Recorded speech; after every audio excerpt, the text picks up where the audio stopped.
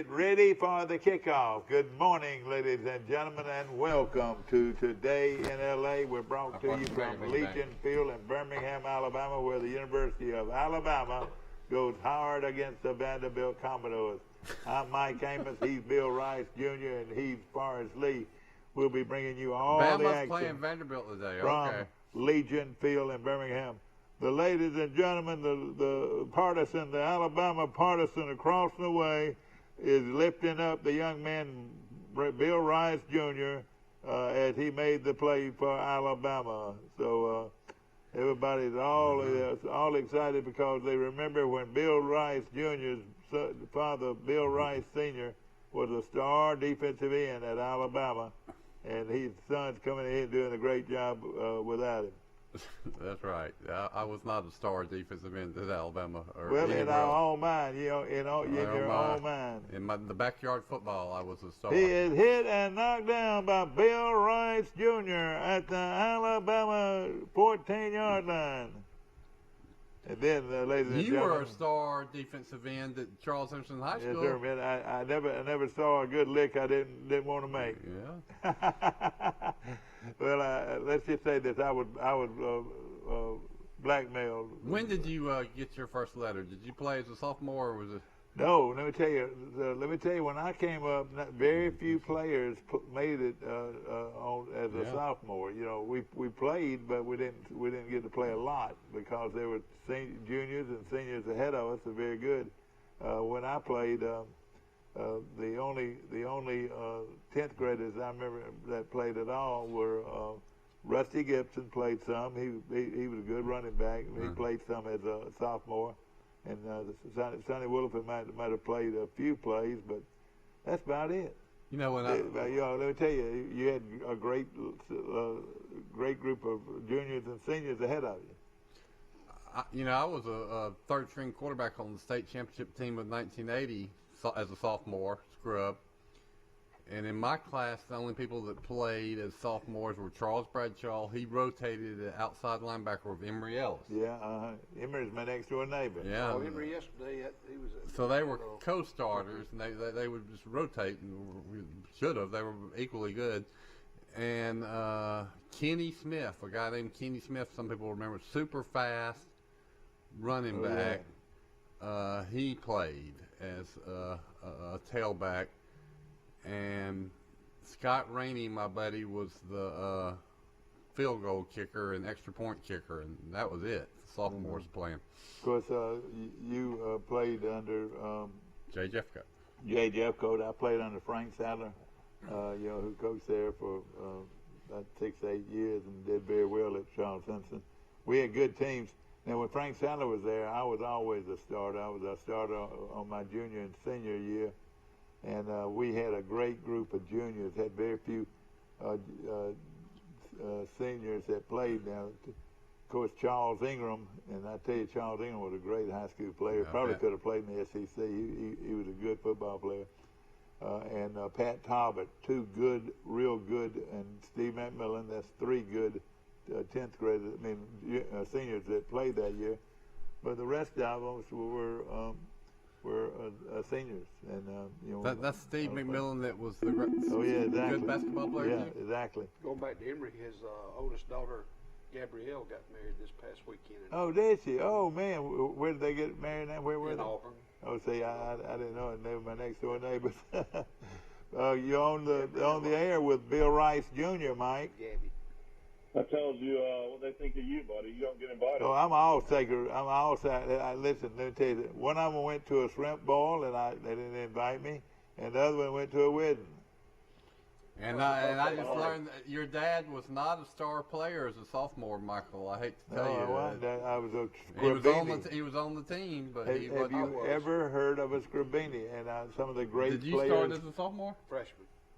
He started as a freshman. Okay, yeah. Well, he was a stump. He was a stump. They stuck him in the gap, and they didn't nobody could block him. So you started for 4 years? Mm-hmm. Started at defensive back for Coach Whitey Whitman. You mean you played running? I mean, you were good, real fast. Were you fast, Parlay? I was a defensive back, and then I was a running back, linebacker the rest of the time. sophomore through. Well, let me tell you this. You probably have never heard of the Scrabinis. I was a Scrabini. All of the sophomores were they didn't play much. Were Scrabinis, and we went against the varsity every day, and got better and got meaner. Every time for all those years that I had to go up against Jerry Rose, one of the best high school players to ever play in Troy.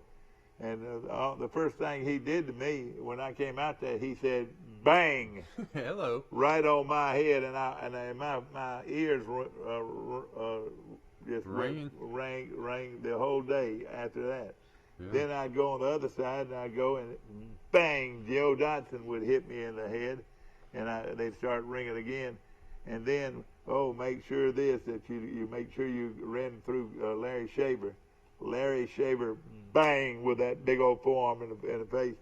He had one face mask most of the time, and later on you get two face masks. But shoot, I had black and blue nose and eyes way early in the practice round. So it was tough when you were a sophomore. You were getting beat up every day. Oh yeah. Coach Sadler's first year at Charles Henderson, they were 7. They won 7 games, lost 1, and tied 2. I was on that team. First game they lost 19-13 against Opp. They tied Andalusia 6-6, and they tied Enterprise 6-6. They were 7-1-2. Coach Sadler's first year. That's right. You know what that tells you is they didn't have anybody kicking extra points. Yeah. No, we had Jackie Jackson there my junior and senior year. I know. Really. 6 points. You tied twice with 6 points. Yeah, that's right. That's right. Then the next year he was 8-2. And 8-2 and won the South Alabama Conference championship. That's just 3 losses in 2 years. That's right. And he won the championship that year. Now let me tell you. Lost to Dothan. Let me tell you. Listen to the guys we played. Enterprise, Dothan. We played some real good football teams and beat them. We didn't beat Dothan. Who did Lou Verne have? Lost 20 to. Lou Verne had a guy. They had one guy that to make any difference. I mean, all they did, they ran, pitched to him to go right and pitched to him to go left, and his name was Johnny Musso. West. Right, Charles West. And Drew Charles West was a great high school player. He probably wouldn't have been a great college player, but he was a great high school player at Lou Verne High School, and he led up to a huge upset. We had a real good football team my senior year, and we lost to Lou Verne, mainly because we got out coached. We had a lot more players than Lou Verne had, but not the coach that they had, and all he wanted to do was keep the football away from the other opposition, and he ran a sweep right and a sweep left all night long, and Lou Verne upset us 20-14. Mm. Was that game in Lou Verne? In Lou Verne, yeah. And boy, that was but we all know Lou Verne's always had the officials. Well, I will admit we had 2 touchdowns called back, but let me tell you, Lou Verne was good. Lou Verne was notorious. But Elba. Let me tell you this, Elba was the worst. And I mean, I go down there. What was this? 10 years ago, and Neil Armstrong's calling the Lou Verne Brantley game. I was like, what in the world? His wife is Glenn Daniels' granddaughter.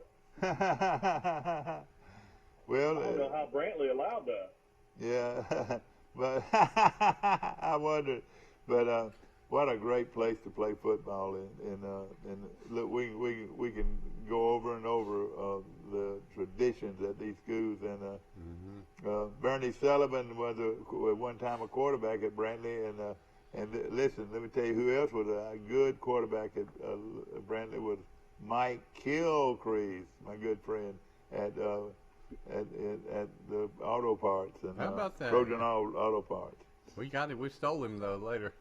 And and then they had Lamar Battles was a real fast guy back in the old days. Jim Tompkins was a great player at Brantley High School years ago. And my buddy, I used to see him all the time in Montgomery when I felt like I had to be refreshed. He was always sitting at one end of the bar. And When you had to be refreshed. Okay. and he was a great one. Played at Alabama, and somebody from Brantley give me a ring this morning and tell me that guy's name in it. And hey, he was one of the all-time great players at Brantley High School.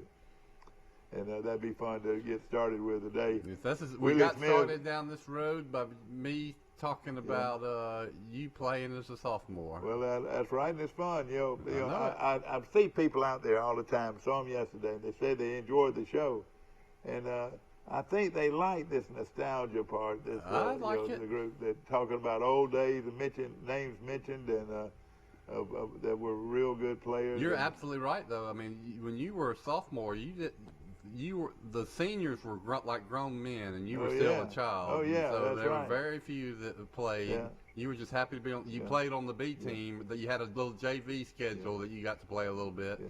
Let me tell you a little story. It brings back the most intimidating times of my life. Was when I was in the 7th grade. I was going into the 7th grade.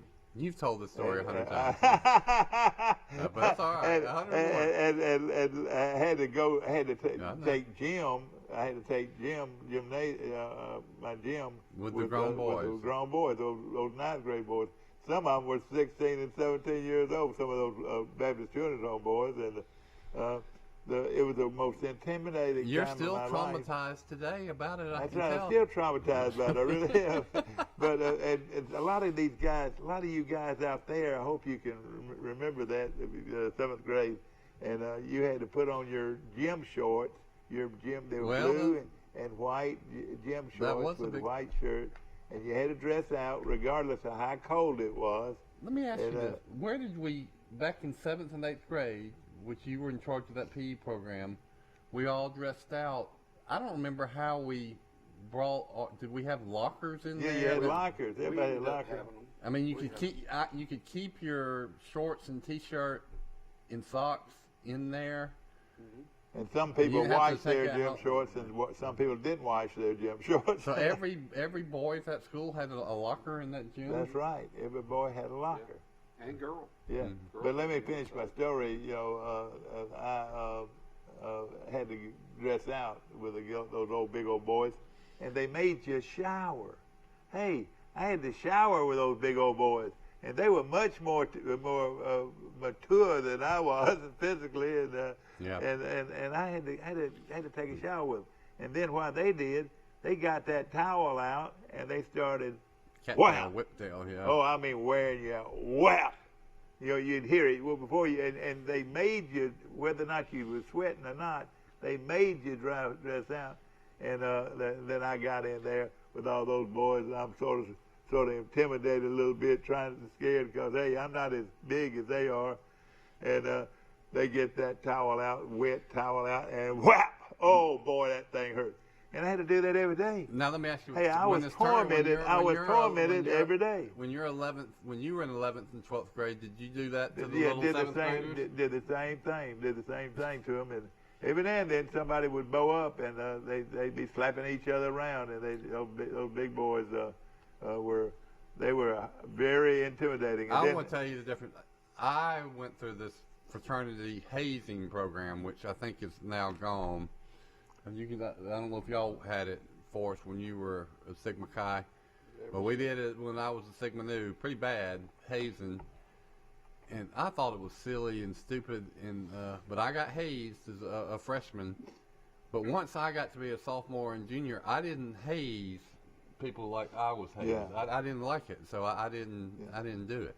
Well, let me tell you this. I remember, of course, it was a tough time, being the young 7th graders going up against, and then playing dodgeball. You were skins or you were shirts. Mm-hmm. Skins or your shirts. I had to be a skin most of the time. That means I had to take my white T-shirt off. It's not just dodgeball. It was basketball. Was always shirts and skins. Still is, I'm sure. Exactly, but this was skins playing volleyball. Playing dodgeball, and those big boys would get that dodgeball, and they would just pelt these young 7th graders. I remember one time I got hit so hard you could see Hutch written on my back. Yeah. Hutch. I can't one kid growing up in Shaward, growing up in junior high or high school. I know it. That's right. You never had to dress out. We didn't shower. But everybody had to have like that can of what was the right guard, that spray. Yeah. Yeah, but spray down and go to class. Yeah, and then some of you didn't do it. You went to class sweating and all that, you know. Yeah, but I mean, nobody did it. my coaches were, but I tell you what, we had some good times too. You know, I was telling you though, I got hit by a dodgeball one day so hard you could read the imprint of Wilson on the back. If you've ever been hit by a baseball, which I'm sure you have, you can you can see the threads and the imprint. But, of course, you know that was a torment. It was a torment of having to be a 7th grader to dress out with a 9th grader and go through all of that. And but one thing was great was when it rained, they would have line dance or square dancing. Square dancing. They have square dancing with those older girls, and that little old 7th grade boy dancing with those older girls, and some of them were those. Who do you remember? Who were you? Well, I remember a lot of those girls from the Baptist Children's Home were awfully pretty, and but I remember all that Luce White, and she was one of my favorites to dance with, and.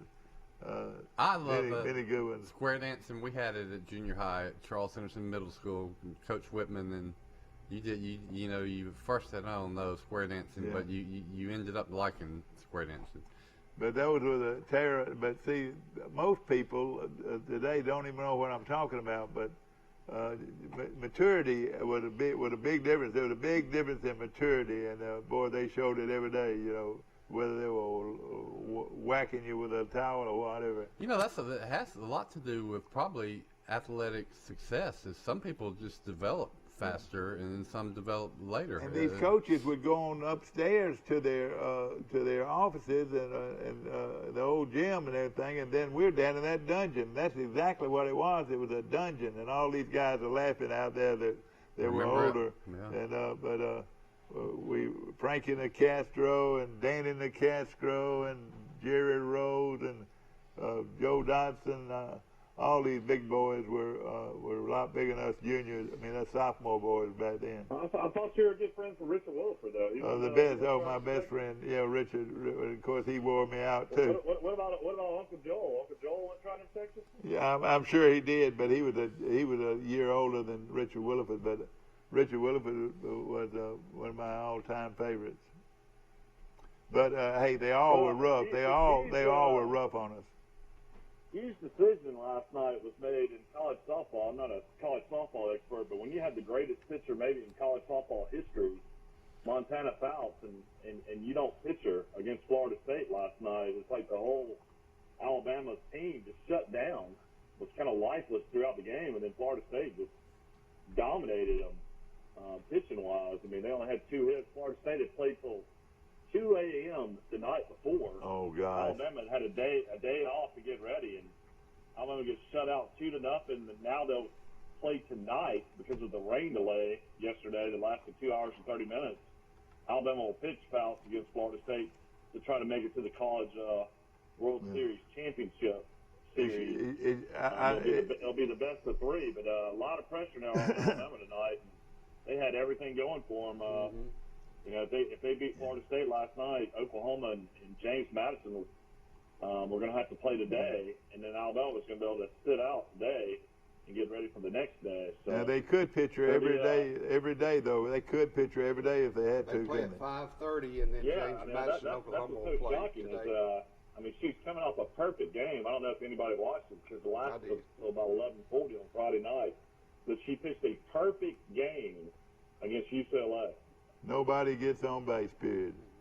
Well, it might have been moot because Alabama couldn't score any runs. I mean, if they would have pitched her, it would have been 0-0. Maybe it's the best. I mean, when she pitches, though, it's just so electrified, and she's just throwing strikes every single time, and the games just fly by. But it'll be interesting to see what happens tonight. Florida State's softball team is pretty phenomenal. They don't really have a lot of hitters for average, so they find a way to win games, and they can steal a lot of bases. I've kind of gotten into watching a little college softball now. Now, when they steal bases, do they have to wait till the ball passes the batter? They have to wait until the ball's released. Oh, released. Okay. I could see some stolen bases out there. But that's going to be fun. And, yeah, you're right. It's crunch pressure time. They play at 5:30. 5:30. Oklahoma and James Madison will play today as well. The winners will play tomorrow night at 7:30.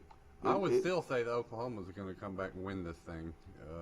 Well, how could you do it with that Alabama pitcher? You know, this girl. Alabama, when they get to these pressure games, they can't score runs. It's like the Atlanta Braves. Remember when they used to make the playoffs every year, and they couldn't score. It's just right now. Give me the stats on the Alabama pitcher, Mike, for the 2 games. Dude, Montana foul? Yeah. Listen to this, ladies and gentlemen. This is about as most dominant. She struck out like 32 people in 2 games. 32 people in 2 games. She's dominant, and she might be one of the best pitchers ever. Wouldn't you say? I mean, she's got to go down, for what she's doing right now, for sure. They're comparing her to Jenny Finch, the great pitcher out of Arizona, the real pretty blonde that pitched several years ago. Yeah. But boy, I tell you, big news in the world of golf. I'm still so sad for John Rahm. The guy's 6 strokes after Saturday is just dominating the Memorial Tournament. And also, this is a big factor too. He was the odds, the numbers as far as in Vegas, as far as the betting favorite as well. So all these that really messed him up. Yeah. And he comes off the green after the 3rd round. They tell him that he tested positive for COVID and has to immediately withdraw. Oh boy! And of course, it turns out that Mark Haw and Patrick Cantley go head-to-head yesterday, and Cantley wins in a playoff. But those guys, I don't know how they could even accept that win when they were losing by 6 strokes to another guy. So, I guess that's just the way I think already he made a phenomenal 18 birdies. Is that right? 18 birdies. That Rahm had made 18 under. Yeah. 18 under when the 3rd round was over. He was not tested a second time. They tested the first batch a second time. And I heard on a talk show that they wish they had tested him a second time with a second swab, but they used the first one twice. Well, you know what I think about these testing protocols. Nobody talks about it in college football, but that's why we had all these canceled and postponed games, is these positive tests where people are asymptomatic and fine, and then not only does it keep one athlete from playing, it's anybody that's contacted that athlete is perfectly fine. But so that shows you that this is a medical case of COVID, and the guy goes out and shoots the 64 and the 65 with a medical case of COVID. So that's really, really sick. Well, one thing about and he's asymptomatic. I've already said that. Well, that's what I'm saying. 80% of the people that test positive are asymptomatic. So that's almost a given. All right, Patrick Cantley, who ended up winning, played at UCLA. His freshman year, at one time he was the #1 player in the world by the World Golf Amateur Ranking. He held it for 54 weeks. Okay. As an amateur? As an amateur. Yeah. But the guy who broke that record was John Rahm. Golly. And that's kind of ironic. And this kid that we were talking about, Cantley, as a freshman, he won the Fred Haskins Award, which is the equivalent to the Heisman. And Fred Haskins was a professional golf instructor at Columbus, Georgia.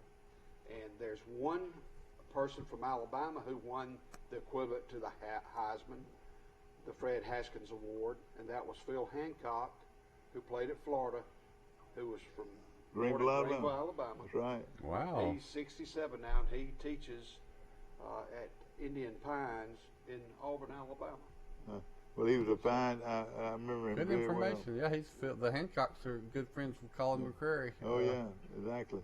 But there's 2 people that have won the Phil Hancock not the Phil Hancock, the Fred Haskins Award, that won it 3 times in college. Wow. Who do you think those 2 guys Phil are? Mickelson? He's one of them. Jerry Tiger Pate. Woods. Jerry Pate. No, Ben Crenshaw.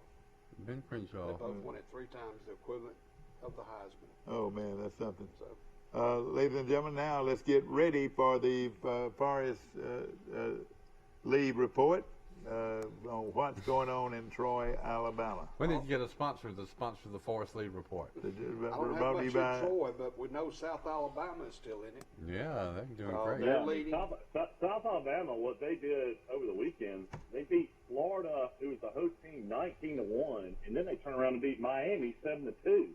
I tell you, that's phenomenal. They're leading in the 5th inning 4-0 over South Florida, but they've got to beat them twice to advance to the regionals.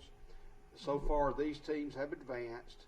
North Carolina State, Texas Tech, Arizona, Eastern Carolina, Vanderbilt has advanced, Texas, Notre Dame, and Tennessee. So there's 2 Southeastern Conference teams that advanced to the Super Regionals. Also today, Arkansas will play Nebraska. Ole Miss plays Southern Miss. Well, I bet that's a battle. Yeah. Mississippi State will be playing Campbell, and LSU will be playing Oregon. Already out, Alabama's out, Florida's out, and South Carolina's out. You know, this is a great tournament, and They'll you know, play this, today. and Rice keeps talking about all the time that this is Troy's way to the top nationally, and one day we're gonna see Troy in this group. Well, it looks like South Alabama's You're right. could be in Omaha. Why couldn't Troy do it? South Alabama could do it. All right, Rice, continue, please. Well, I'm gonna talk. No, excuse me. Forest League. Well, I was going to talk to you some more about what I learned about reading your football magazine this All right, weekend, but I'll okay. do that later. Okay. Well, Alabama picked up a 4-star running back out of Louisiana, out of Baton Rouge. He's committed next year to Alabama. Yeah. I wonder how long he'll 4-star. last. You know, they commit, and then Lavon Alabama Moss. starts getting these other commitments and other Why commitments. they already got the Baton kid Rouge. from Geneva or what, from Hartford? That's right, from Hartford. Why would I guess these takes kids 2 or aren't 3. afraid? Yeah, Yeah. as they say. They've had 2 lead the program though in the last week. That is true. Have they? You mean Alabama?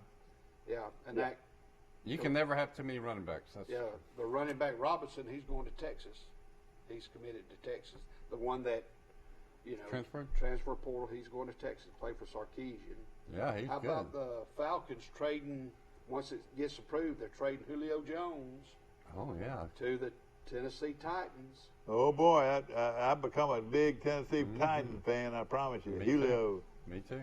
I was already a Tennessee Titan fan. Derrick Henry will be the happiest guy about that, but they won't have to put 8 or 9, 10 guys in the box, and they'll have a little more breathing room for running the ball. That's right. You got A.J. Brown, the great Ole Miss wide receiver as well. Oh boy. So you've got 2 great wide receivers now for the Titans. Yeah. No And then question about it. Auburn picked up a JUCO cornerback named Roe Torrance from Bessemer. He played for Hutchinson Community College in Kansas, but he's committed to Auburn. He'll play this year. Oh boy. Play this year? Well, he'll be in the class of 2021. They got a kid from Roanoke too. Didn't they get the kid from Roanoke? Yes, I believe that. You had a big article in the paper about I'm gonna that. I'm gonna tell you. Look out for the Auburn Tigers. They They're got a getting big lot of defensive players. lineman from UAB that They're bringing them in there. I've scouted UAB. Yeah. UAB's the favorite to win their division in the I'm their telling you, league. this guy's a great Conference coach, USA. and he's a great people man, and he's a great, he's the kind of leader that You're talking about you Auburn's want for coach. the Auburn coach. I tell you, look out for the Auburn Tigers, ladies and gentlemen. In fact, they were we were waiting to hear from them this morning. And ladies and gentlemen, we're waiting to hear from them. But by the way, we want to mention our sponsors, Little Caesars, the best pizza in town, regardless, and also Health Actions Physical Therapy. That's where I get my physical therapy, and they do a great job. And by Sandbuck Insurance, Denny Sanford on the square in downtown Troy. Denny Sanford is not liking you playing that. Oh, I know he's not. But listen, there he is. We'll be back. This is my chart from Southeast Health. And you're going to want to make it yours. Not because it's free, But because it's priceless. Because with my chart, you can schedule appointments online with your provider. You can email your provider and get answers. Get test results. refill prescriptions. And manage your family's health care. You know how we all want healthcare to be easier? But no one seems to listen? Well, someone did. Southeast Health. To get your free My Chart app, Visit your app store Or go to southeasthealth.org. When it comes to surgery, precision is perfection. The very latest technology available ensures the best possible outcome. The Mako robotic arm-assisted surgery system is now available at Troy Regional Medical Center. Skilled orthopedic surgeon Dr. Robert L. Liljeberg and his team provide patients with faster recovery and better movement after a knee replacement surgery. When accuracy matters, you deserve the very best. Troy Regional Medical Center. A personal touch, a high level of trust. Whether it's checking and savings accounts, personal or business loans, or our local friendly service. That's what Troy Bank and Trust customers expect. But now we offer more. Free identity theft protection for our new and existing customers, protecting your family's time, money, and good name from identity theft. Because protecting your identity is now a big part of our identity. Barney, what are you doing? You've been looking for a sale. I'm going to give you one. We got one open. Barney, it's not a jail sale. It's called a car sale. You know, 0% financing for 72 months. Discounts over $15,000. Killing the competition. $5,000 over Kelly Blue Book for any old trade. Hey, and it's not illegal to kill the competition. That's another charge. Folks, just go to PremierTroy.com. That's where you'll find all the deals. I'll see you soon. No, you ain't. You're going to be in jail. Barney! Nobody beats a Premier deal. Nobody! This is my chart from Southeast Health. And you're going to want to make it yours. Not because it's free, But because it's priceless. Because with my chart, you can schedule appointments online with your provider. You can email your provider and get answers. Get test results. refill prescriptions. And manage your family's health care. You know how we all want healthcare to be easier? But no one seems to listen? Well, someone did. Southeast Health. To get your free My Chart app, Visit your app store Or go to southeasthealth.org. When it comes to surgery, precision is perfection. The very latest technology available ensures the best possible outcome.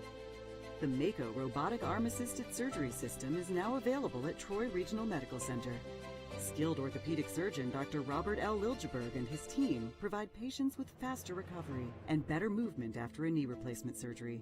When accuracy matters, you deserve the very best. Troy Regional Medical Center.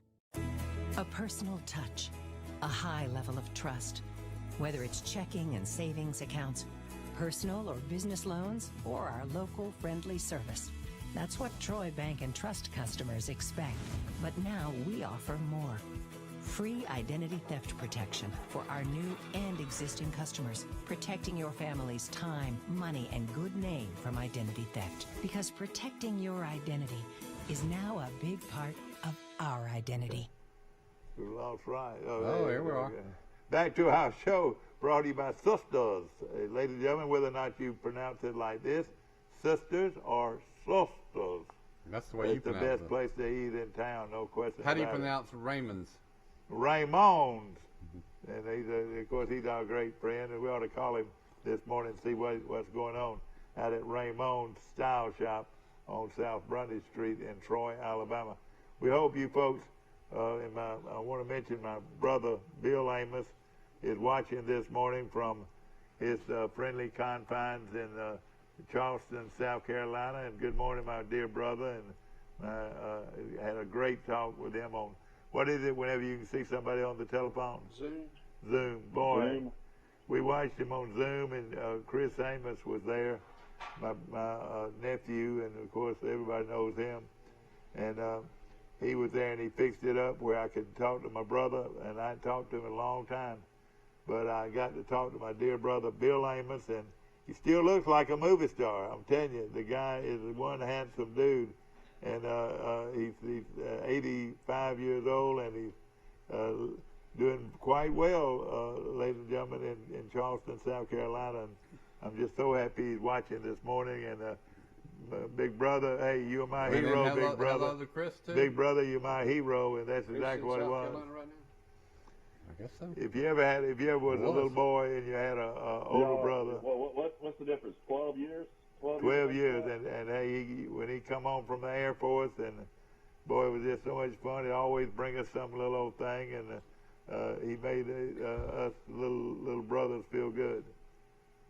Well, Forrest, you got some news about a former Alabama governor passing away. Right, that's Governor Bill John Patterson. He passed away at age 99. He was the Attorney General of Alabama. His dad was the Democratic nominee for Attorney General, was murdered in 1954. Then he vowed to clean it up as an Attorney General. Clean up with Phoenix City. Phoenix City, and but he passed away, and I believe he used to teach at Troy University. And another thing I wanted to mention this morning, a deputy sheriff in Baldwin County, William Bill Smith, passed away. He saved someone who was drowning. He saved him, and then he later passed away. Oh boy! A deputy sheriff in Baldwin County. He and another one went in to rescue someone in the Gulf of Mexico, and just wanted to mention that. But died a hero. That is I never a great met person. Mr. Patterson, Governor Patterson. He was a one-time governor from 59 to 63. Well, I'll tell you who became governor after that. I know from my Galt research story, George Wallace became governor for the first time after John Patterson. That's right. He was a circuit judge in Barber County. He might have been a state representative too, but he beat Senator Ryan DeGraffenreid. Reed. That's right, the great in 1962-63, and they succeeded. John Wallace succeeded John Patterson, and the rest is history. Was Wallace was off and running. You know, DeGraffenreid was quite a politician. He was a Republican, and he was very. No, they were all Democrats. Oh, he was. Well, he must have been his opponent as a Democrat, and he got killed in an airplane crash. Did you remember that? No. I think that's right. I think I've heard that. Yeah. And but you know, back to Patterson. Let me just say one thing. There was a movie that came out after his daddy was assassinated right on the streets. He was coming out of his office in Phoenix City, and he was killed by several. They had organized crime in Phoenix City. It was apparently very bad. But there was a movie, The Phoenix City Story, was the name of the movie, and that movie came along at the same time. And that's how John Patterson got governor, because so many people portrayed him as a hero, and he was a hero, and but portrayed him in the movies as a hero, and that's how he became governor. He was trying to clean up a town that was. Who was it? The Dixie Mafia? I don't know who it was, but I would think that that he ran against. The impression I got is everybody in that city was on the take and corrupt, and just about it was a lot of gambling going on. The people that were supposed to clean it up were paid off. In other words, excuse me. And I want to say that they looked the other way. Big Jim Folsom that he ran against, Big Jim Folsom. I want to say, and I'm not sure. Well, isn't it funny though that it was gambling that they were trying to clean up, and now the government's the biggest entity that's in gambling of any of them. They just moved in and took over the racket themselves. I want to mention Trojan Auto Parts. My good friend Mike Kilcrease on the square on downtown, on South Grundy Street in Troy, and Premier Dodge, Chrysler, Jeep, and Ram trucks. And did you see what Jason Gregory did? What did he do? Jason Gregory gave Pike Liberal Arts a $25,000 check to build us a children's playground. They are off and running thanks to the generosity of the one great guy, Jason Gregory. Not telling how much money he's given to local organizations. He continues to do things for our community, and we appreciate it, by selling Dodge, Chrysler, Jeep, and Ram trucks in Troy, Alabama. It's mainly used cars today. But there was an article in Alabama.com about the 10 cities in Alabama that are shrinking the fastest. I saw that, Forrest. Yeah, tell us Selma about it. is number 1. Ozark is 2. That's surprising, yeah. That's surprising me about Ozark. Fairfield Especially is 3. being a military town. Yeah. I don't know. I think everybody that is affiliated with the military base is living now in Enterprise. Well, another thing, you look at that. Look at one of the most impressive Bobby Will, they can tell us schools about this. in the country. Enterprise High School. You know, you look at them compared to Carroll. You know, it's just it's hard to compare with that Enterprise High School. Good morning. You're on Today in L.A. Who's this? Hey, Bill, it's your golf expert. Well, your ears must be burning because we're talking about your hometown in the Forrest Lee report.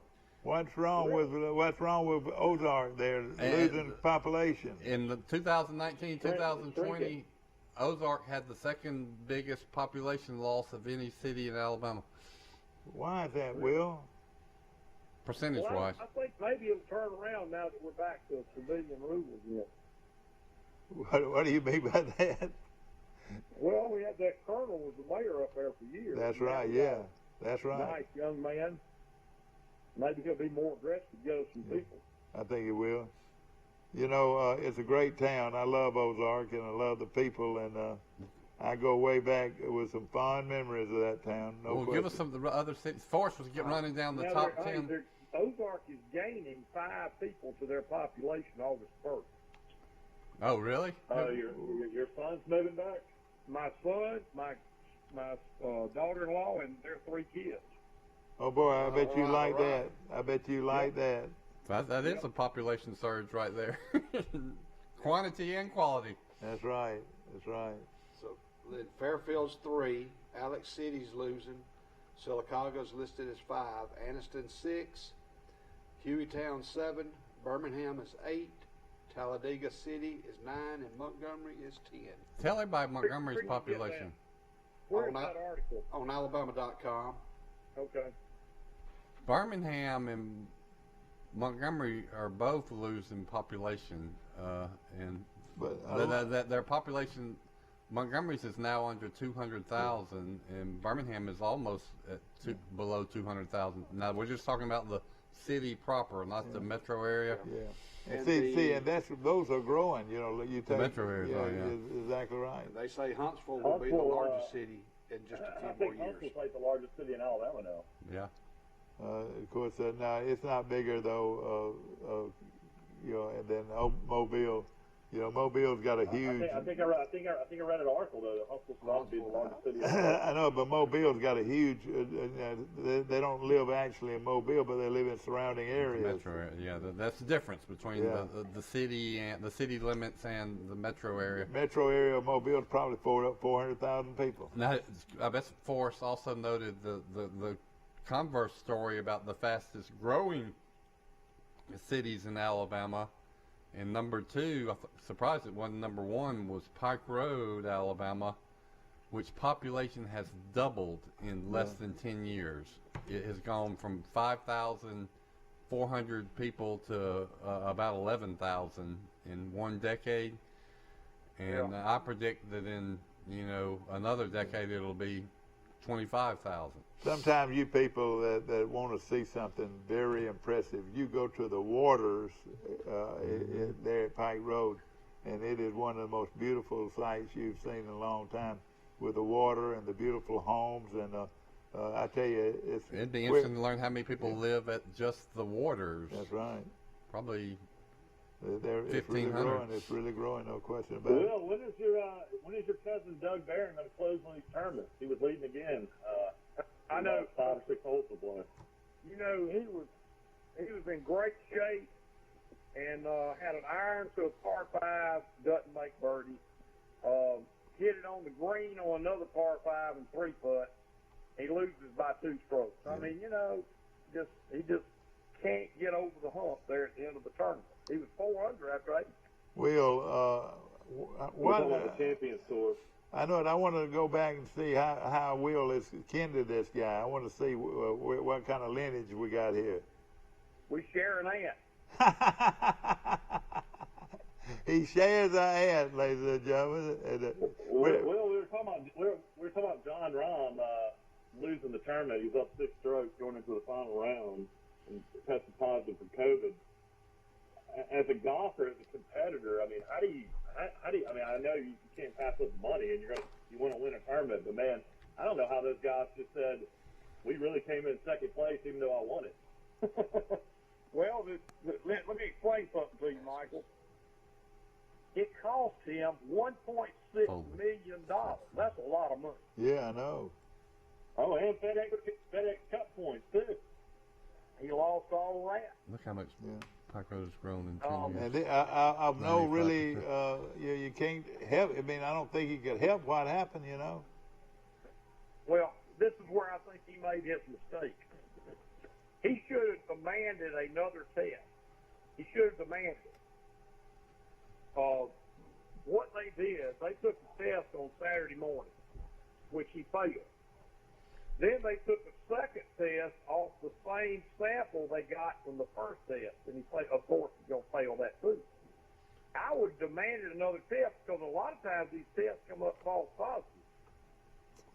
Yeah, that's right. I think they want everybody to, what they're doing here, personal opinion, disqualifier, they want every one of these athletes to get vaccinated. He had not obviously been vaccinated. 50% of the PGA golfers have, 50 have not. And so when you're vaccinated, they say, oh, you don't have to take all these mandatory testing anymore. Yeah. And since he hadn't been vaccinated, he did. And then the same old protocols they've been doing for 15 months got him hard. But I guarantee you, probably 100% of PGA golfers will be vaccinated by next week because they don't want to lose $1.7 million like he just lost. Bill, he had taken one of the 2 Moderna shots. And of course, you take one, you wait 2 or 3 weeks and take your other one. He had not taken his second Moderna. Okay. The problem now in horse racing. Actually, it's a month between each shot because I had the Moderna. Is it going to throw? Mine was like 3 or 4 weeks. I can't remember when they told me to come back. I did. Will he be able to play in the U.S. Open? Yeah, maybe not. He can't. Now, this is the problem there. He's got to isolate for 10 days, and then he's got to pass 2 straight tests. Now, horse racing's a lot different from this. They won't even let you in unless you've been vaccinated. Isn't that right? Did I say that? That if you went in there, you had to be vaccinated. Depends state by state, I think, or these are called vaccine passports. It's going to be a contentious issue wherever you stand on it. But that to go to a sporting event or a concert, you got to show that you have been vaccinated. I want to say horse racing that you had to do it. I'm not sure now. Drug test in horse racing. What now? They just test to see if the horse has banned. Yeah, exactly. Yeah. John Rahm won 40 pounds last time he played it too, so he was going to be one of the top players to win the U.S. Open. If I had to name a number 1 golfer out there, I would say maybe it is John Rahm. He is really good. He is really good. I think he's number 3 in the world right now. How does he become a Spaniard? He sure don't look like he's a Spaniard. Or how does a Spaniard supposed to look? He played at Arizona State. Tim Mickelson, his coach in college, is now his agent. Okay. Is that the same guy that's caddying for Phil now? Yeah, that's Phil's brother. Oh, so he's boy. a golf coach, agent, and caddy. I like it. No question about it. We're having fun this morning on our show. We'd love for you to call and take part in it. Let me, all right, real quick here. Just right off the vest now. All this, I'm losing a lot of it. But the 1950, let's see, it was the 1957 Troy High School team led by Bill Rice. And I was thinking about that great team, and the ends were Herman Lindsay, and the other great end was my buddy from the Baptist Children's Home. Oh boy! Well, they had Columbus Patman. No, Burt Martin. And the tackles were Jim Colley, and the other tackle was big from the Baptist Children's Home. Columbus Patman. And he caught the and duck. the guards were my good buddy out there, Jerry Hollis. Jerry Hollis, that's right.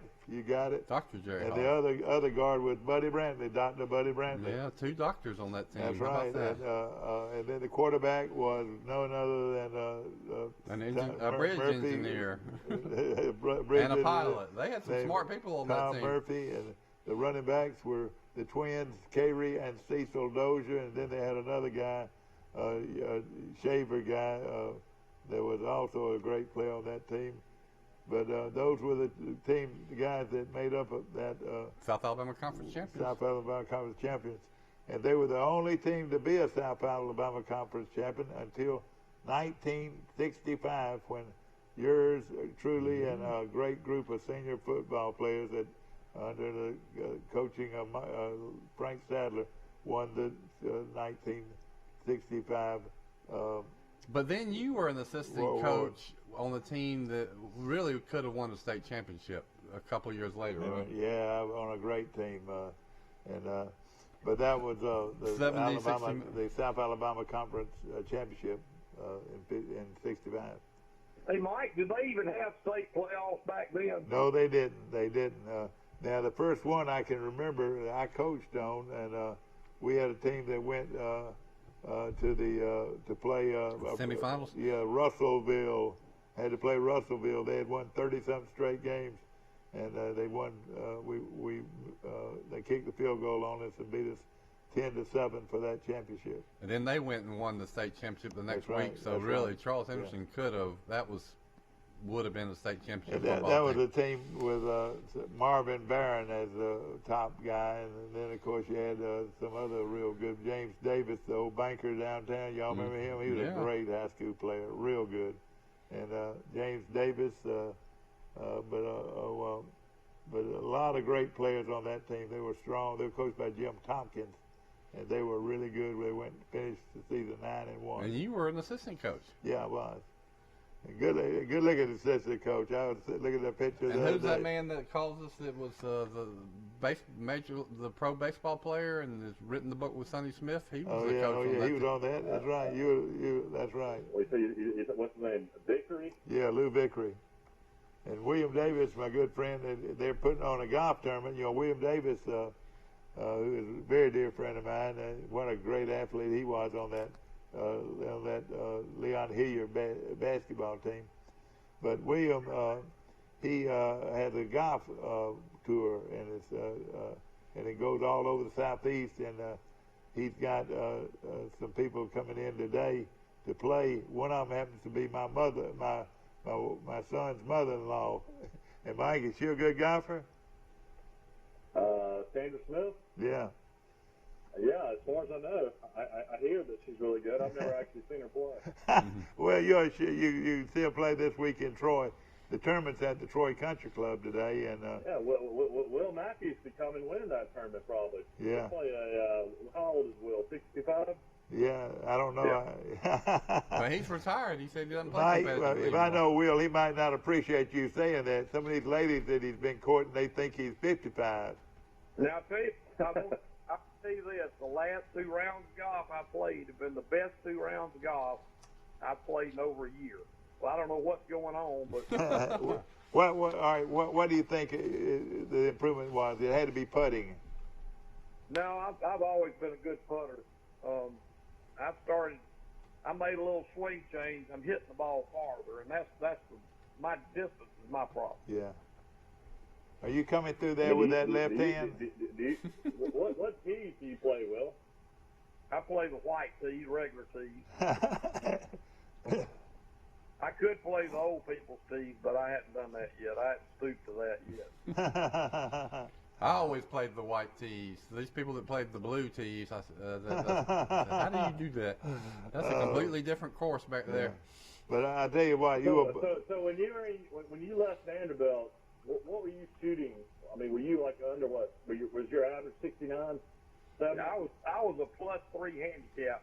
I shot between 6 under and par just about every time. Wow. I was good. Growing up, who did you admire the most locally as a golfer? Locally. Growing up? Yeah, who impressed you the most as a local golfer? That's a good question. I'd say maybe Hamp Green in Montgomery. Yeah, that's right. The Dr. Hamp Green.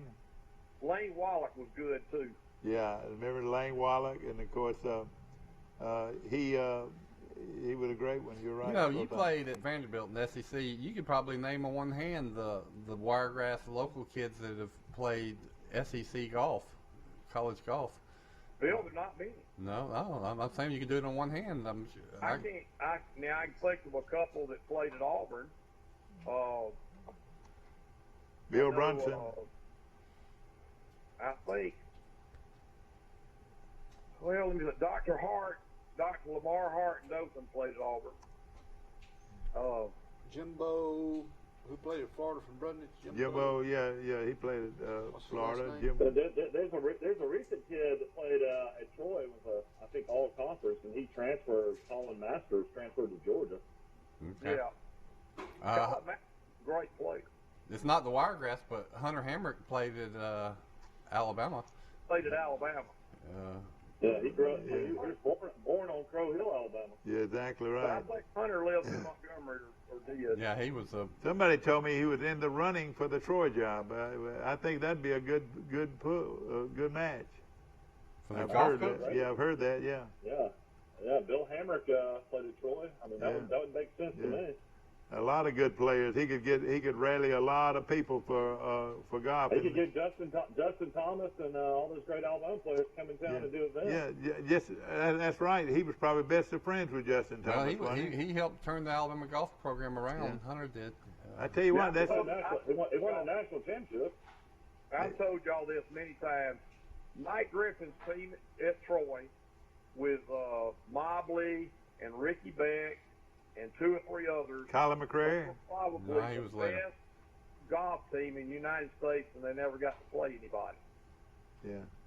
I remember that, yeah. Well, isn't one like the best golf programs, Augusta State? Yeah. Well, it was, and then Alabama took their golf coach away from them. Is that what happened? Yeah.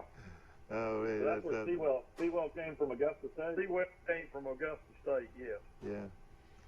So, Will, you could have gotten the transfer portal once you had great success at Vandy. Did you ever have other college programs coming after you?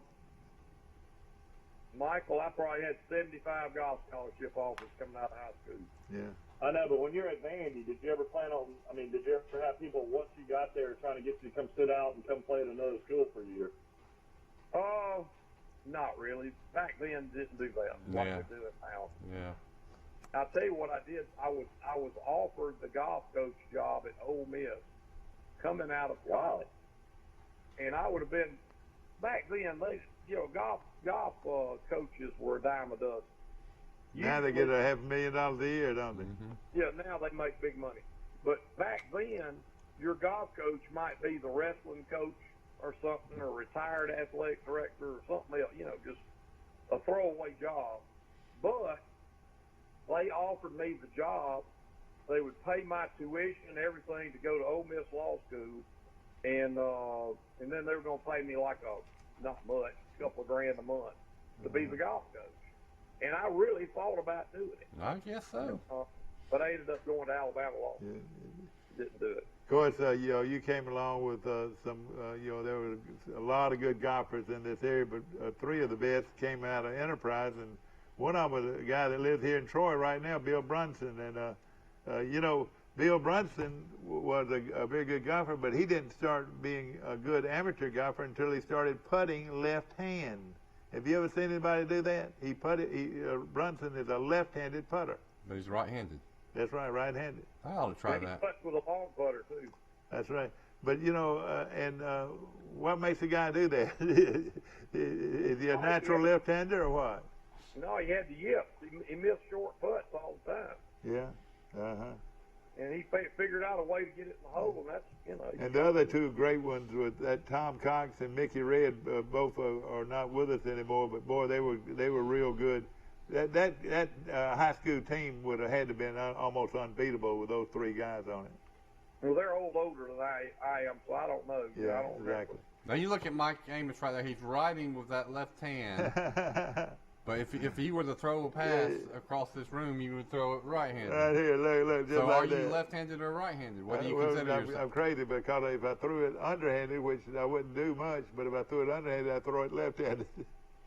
And if I kicked the football, I'd kick it left-footed. I think you're left-handed. When you played baseball, did you bat left-handed? No, I batted right-handed, both, and threw overhanded right-handed. And, little crazy, and that's what. Of course, I want to mention our good friends again at Premier Dodge Chrysler Jeep and Ram trucks on the bypass in Troy, where their owner and great friend of ours is Jason Gregory, and he has just given the city of just given the Pike Liberal Arts School a $25,000 check to improve their facilities, their playground facilities. They're going to build brand new playground facilities. Where are they going to build them? Right there on campus, and they've got several acres out there that they can fix, and it's going to be a great facility, and they're going to and this gives them a head start in their fundraising. Well, that is a nice gift. Yeah, and of course, my good friend Colin McCreary, I was good to see him. I saw him the other day eating lunch. He and a couple of friends eat out at Sisters every Monday, and they always seem like they have a good time. It's sort of a fellowship they have. Good. Far as what else is going on? Well, we just got Alabama softball today, and what time is that now? This afternoon? I think it's 5:30. They play at 5:30 against FSU again. Sometime today, Oklahoma and James Madison play. The winners will play tomorrow night at 7:30, all on ESPN. What do you think about James Madison? That is not an elite athletic program, and they are one game away from going to the championship series of women's softball. Couldn't Troy do that too? I know. They're 1AA, and they got a dominant pitcher. It's phenomenal. That's my point. Is all you need is that's right. one. That's right. In softball, you need one dominant pitcher. In baseball, you need two great pitchers. Is all you really need. Well, I'll tell you this: Troy is a big-time program. They're a big-time program in the same league with this bunch. It just always reverts around to pitching, and when you got this pitcher like Alabama, she's a shut-down pitcher. Where that means she stops you. Well, every good softball team has one of those. Yeah. They're gonna have to move the mound back in girls softball. I mean, she's throwing 73 miles an hour, and she has a rise ball. Yeah. I mean, at 73 miles an hour, it's incredible to even try to hit the ball. Yeah, she's 6'1". But we can be proud of our team here at Troy, where they are competitive. They are definitely competitive, and of course, when you get to the top 5 or 8 programs, though, they start backing away a little you've bit. got this name, image, and likeness deal now, where athletes can be paid endorsements. Yeah. You get some businessman that talks to the best girls softball pitcher in America, and says, "You come to this college, and we're going to let you be our main endorser for our company. You're going to make $50,000 a year on endorsements." And then all of a sudden you have a softball team that can make it to Oklahoma City. Don't you think that is going to happen? Yeah. Let me bring up something this morning. We remember, of course, we appreciate our one of our funding sources is one of the top people around, and we appreciate our friends at Sisters, and of course, Sisters today has that wonderful fresh vegetables, and they also have. Let me tell you what else they have. They have the best shrimp you have ever eaten. For $10.95, you can get 10 big plump shrimps or shrimp, and French fries and slaw for $10.99, and it's as good a shrimp as you're gonna find anywhere, and that is at the Sisters. Awesome. That's pretty much every day. I've never gotten the shrimp, but I've got to do it. You've talked about it so much. You paid, it's about the same price. You pay $9.95 for a meat and 3 vegetables, so you can get the shrimp for just $1 more. And it's really, really your good. Your favorite governor got on stage last night down here at Gulf Coast Jam, Bill. I saw on all the television stations, and he was touting how Florida stayed open and how we need to get back to normal life and nobody needs to wear masks anymore. It was quite a speech. We, Jody and I left around about 10 minutes till 11 going to Gulf Shores to a wedding, and we barely made it by about 5 minutes. The traffic was storming. I know it is. And, it is unreal right now. So we when we came back yesterday, I said, we're coming through Andalusia. We're not getting on 65. I got a we traffic. went through downtown Andalusia. That place has got some unique buildings. They're rebuilding downtown. Yeah. There's a Mike's Steakhouse. Andalusia's I've heard it's good. Yeah, I've heard it's good. Yeah. Andalusia's Were you on a ride down there one day, Forrest? I like Andalusia. You can go with us. You want to? Yeah, it's beautiful. I tell you what, I'll buy you a steak. We'll go down there. The Christmas City thing going too. Oh yeah. That would be so easy for Troy to do. So easy, and it could be wonderful. They came up with a good idea. Kudos to them. I could go meet with them one time, and I could sell that Christmas City All of deal us up here here in Troy. Have been talking about. Well, I've been thinking that I haven't been to Red Schoolhouse Restaurant in a long time, and so finally Saturday we decided to go. So I loaded up the family, and we went to. They hadn't been to Red Schoolhouse. I said, y'all in Raymer, Grady, Pine Level area. Over the river, County State Road 94. 12 miles from Troy. Yeah. There used to be an alligator farm. Guys, the Domino tournament is the 9th and 10th of July. I always take the out-of-town people that come from like Oklahoma and Texas, friends of mine that I've played dominoes with for years. We go to Mike's Steakhouse on Thursday night, the night before the tournament, and it's fabulous. Well, look, if me and Rice come down there, will you buy us a steak? Of course. All right. Well, I thought he would, and hey, he's my kind of guy. This is my kind of guy. Well, I'll try to make my story fast. Anyway, we went, and then coming back, I said, we need to go to Rex, show y'all Rex Lumber. My wife hates it when I do these ride-arounds. She just wants to go home. But I said, no, I want to show you Rex Lumber. So we went the back way, and but then we're trying to get back on Highway 231 after seeing Rex Lumber.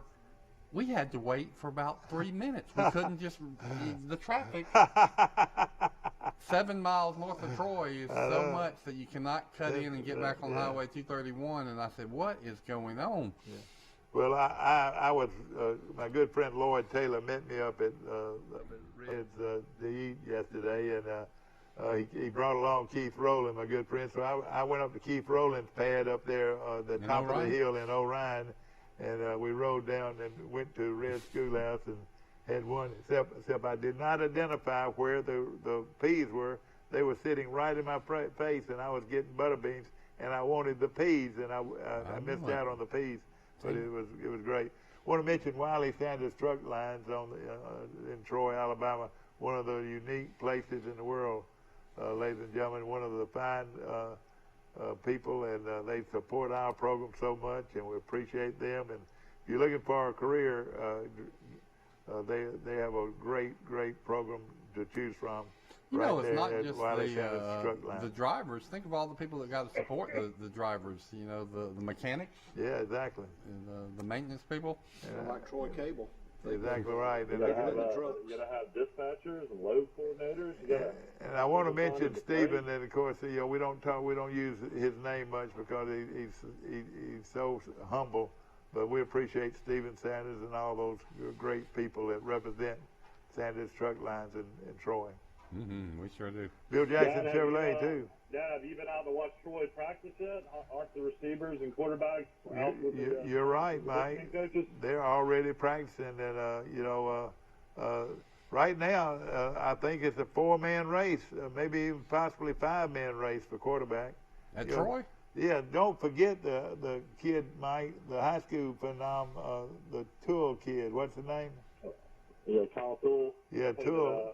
He won 2 state championships in high school in Georgia. See, and he's at Troy, and he's a bright young star in the making. So we not only have our guy from Missouri, transfer from Missouri. We've got, of course, Gunnar Watson, and we've got Brantley Flash, and that's 4 real good quarterbacks. What did you say? Jacob Free. Yeah, Jacob Free. That's got to be. Well, you know, Jacob Free transferred from Vandy, so you got 2 SEC transfers if you look at it that way. Mm-hmm. Yeah, that's sure right. Do. Good point, Michael. But I'm excited about it, and they had their camp, the Chip Lindsey football camp, one-day camp this weekend, and they had a bunch of prospects. You know, I don't know why it is, Rice and Mike and His name's Forrest. His name's Forrest Lee. The name is Forrest Lee, but I call him Farley. Tree Lee. But you know, it's Troy's got some players. They really do. Well, they are. I've been reading about them in your Athlons magazine that you were good enough to loan me, and it seems like every team has just about everybody coming back. I guess because of the 6-year rule, Michael, that you can. So there's a lot of rosters that are loaded, and then the other variable is who did the best net gains in the transfer portal. I'm studying up on Miami since Alabama opens up with Miami, and they're like everybody else. They have a ton of players coming back, but they also have been real active in the transfer portal and seem to have gotten some good transfers. Now, how long will it take these transfers to get settled and learn the system? You talking about at Auburn? Miami or anywhere. It might take them a couple of games. I'll tell you a huge mistake they're making. They got Auburn ranked 29th.